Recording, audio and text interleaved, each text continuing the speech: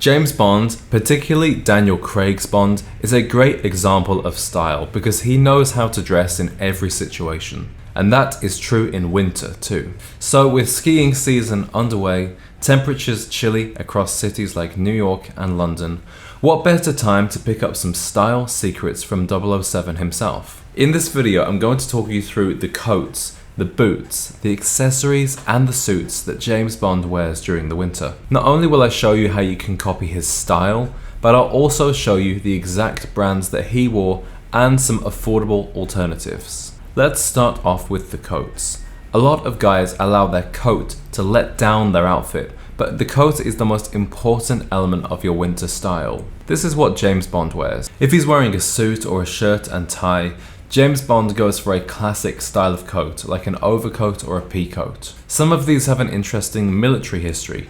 For example, the pea coat, like the one he wears in Skyfall, was originally worn by sailors, and the double-breasted closure would help keep out those chilly sea winds. In Spectre, he wears a dark navy overcoat with his suit. The one he wears is by Tom Ford and would cost you well over $3,000, but there's absolutely no need to spend that much money to get similar quality and equal style. In fact, this one from Suit Supply that's $499 is exactly what you need. You can also pick up used overcoats on eBay or in thrift stores if you need the quality but you're on a budget. And unlike suits and shirts, the fit of an overcoat does not change too much with different fashion trends over the decades. So it's a safe bet even if you go vintage. But when the temperatures really drop and you're out on the slopes, a wool coat alone won't really cut it. This is where Bond introduces more practical fabrics like nylon and styles like the puffer jacket. For example, in Spectre he wore a Canada Goose hooded jacket in navy blue. The jacket is made of nylon and has a down feather filling. Since this movie was made, the Canada Goose jacket has become incredibly popular and people like to wear this brand to show off. So you might be interested in picking up something that has a similar effectiveness and style, but with no visible logo. But beware, although sometimes function does come first, these more practical styles of coat are never as stylish. So unless you're actually going skiing, I would stick with a classic overcoat in a heavy wool. That will be enough if you're experiencing winter in a city like London or New York. The truth is, it can be hard to look good in extremely harsh weather, and previous James Bonds have committed some howling fashion crimes out on the ski slopes. For example, Roger Moore's yellow snowsuit in The Spy Who Loved Me, and his white snowsuit in A View to Kill. But if you are going skiing in the winter, then choosing a dark coloured snowsuit will look so much more elegant than anything flamboyant. Personally, I'm not a good skier anyways, so I definitely would not want to wear something that would attract attention. And understated is the way to go if you are following the style example of Daniel Craig, who in my opinion is by far the most stylish Bond since Sean Connery. For many people, a hat is essential in the winter, but looking good in a hat is not always easy. Daniel Craig wore a beanie hat, also known as a toque in Canada, during the winter scenes in Spectre. But I have to be honest, I don't like the style of the beanie hat, and I don't think it goes with the elegant, classic gentleman style of James Bond. Although it has a long history and tradition being part of skiing attire, I think these days people associate the beanie more with geeks and nerds, so I think the trapper hat is a more classic and more masculine style choice. However, if you're walking through the city and you have a good overcoat on, a hat is not generally going to be necessary even in the winter. If you do want to wear a hat, then a flat cap could be a good option. Although he never wore it in the James Bond movies, Daniel Craig wears these hats a lot off screen.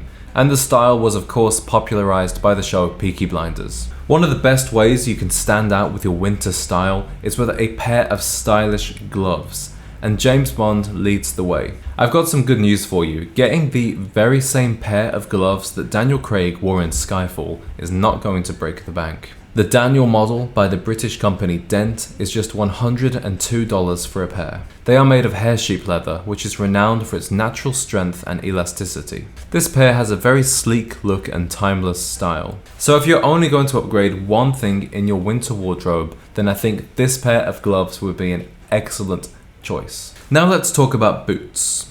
If you're strolling about town in winter, you need a pair of boots that looks good with your suit or your jeans. If you've watched my previous video on James Bond's casual style, you'll know that he loves chukka boots. Now, a pair of leather chukka boots will do when it's slightly chilly, but when it's actual winter, you'll need a pair of lace-up boots. A wonderful choice is a pair of brogue boots. Bond wore this exact pair by Crockett and Jones for his iconic Scottish outfit in Skyfall. He wore them with a pair of jeans, but you can also wear them with a more casual suit or a pair of wool trousers and a tweed jacket. At $835, they are pretty expensive, so I found this affordable pair by Thursday Boots for just $235. The most important thing here is not that just the style is similar, but that the quality is excellent value for money. They are made of hand-finished, full-grain leather and have a Goodyear welt. The Goodyear welt is so important during the winter because it stops any moisture coming into the shoe, and it gives them an extra level of durability so you don't have to worry as you're treading through the streets and going about your day in style. When your shoes are Goodyear welted, it's also very easy to get the sole replaced. So you could potentially keep this style of boot for decades to come. Whatever you choose, whether it's the Crockett and Jones boot or the Thursday boots, you're making a great investment in your winter style that I'm sure James Bond would approve of. Now, out on the slopes, Bond understands that you need something more practical on your feet. That's why he wore a pair of Bogner Helsinki boots with spikes that retail for $650. For the practicality of them, I think these boots have a sleek, masculine style that looks as good as anything you will see out there at any skiing destination. The Helsinki boots have a good combination of fashion and function that can be very hard to achieve when the conditions are as demanding as they are when skiing. Another brand that Bond relies on for his practical boots is Danner. He wore this pair of Gore-Tex mountain boots in Spectre that are still available for $450. Now finally, I want to step back in time to some of the previous Bonds because we're going to talk about winter tailoring. Since Tom Ford took over the tailoring for the James Bond movies, there's not been a huge difference between the suits he wears in the winter and the rest of the year.